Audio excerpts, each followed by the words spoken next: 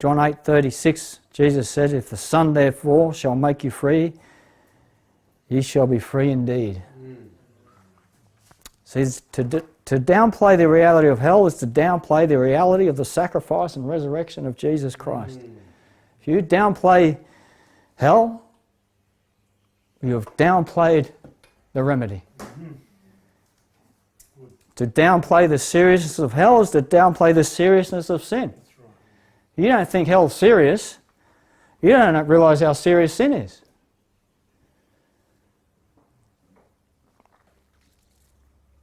May God help us to keep into perspective these realities, these truths, because we need to keep our eyes fixed on that straight and narrow road, that path, because hell is serious, very serious. But I thank God for the gospel. I thank God for the gospel. For God so loved the world that he gave his only begotten Son, verse 16.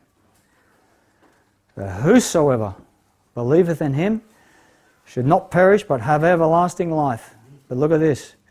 For God sent not his Son into the world to condemn the world, but that the world through him might be saved. He that believeth on him is not condemned, but he that believeth not is condemned already. See that? There's no fence. Because he hath not believed in the name of the only begotten Son of God. And this is the condemnation, that light is come into the world, and men love darkness rather than light. Why? Because their deeds were evil. For everyone that doeth evil, he hateth the light. Oh, but I love God. Well, if you're doing evil, you hateth the light.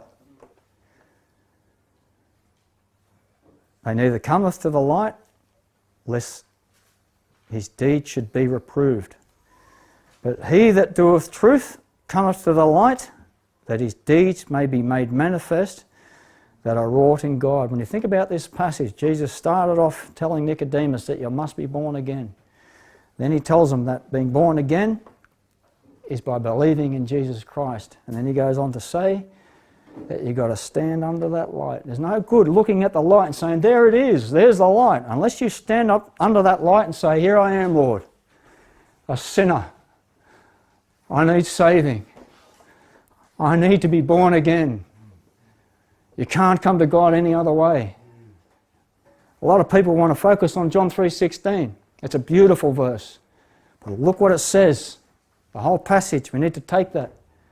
You must be born again. You've got to believe. But you've got to come to the light. You've got to stand under the light. That your deeds may be made manifest. That they are wrought in God. You can't come any other way. That's how you be born again. When I got saved, it was a hard thing to do. That was a hard thing to do. Because you can say all you like to the Lord. You can say, oh, I believe you, God. I believe you sent your Son. You can be hiding your sin behind your back. You'll be looking straight over your back going, no, you're a fake and you're a fraud. The only way that you can come is with your whole heart. Say, Lord, I'm a sinner. I need help. I believe you sent your Son to die for me. I believe in the cross.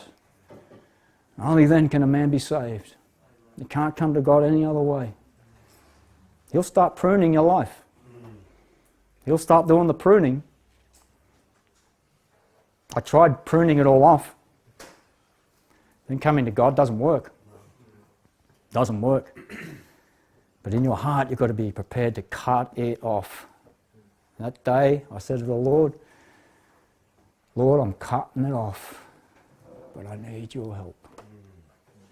And he saved me. Let's pray.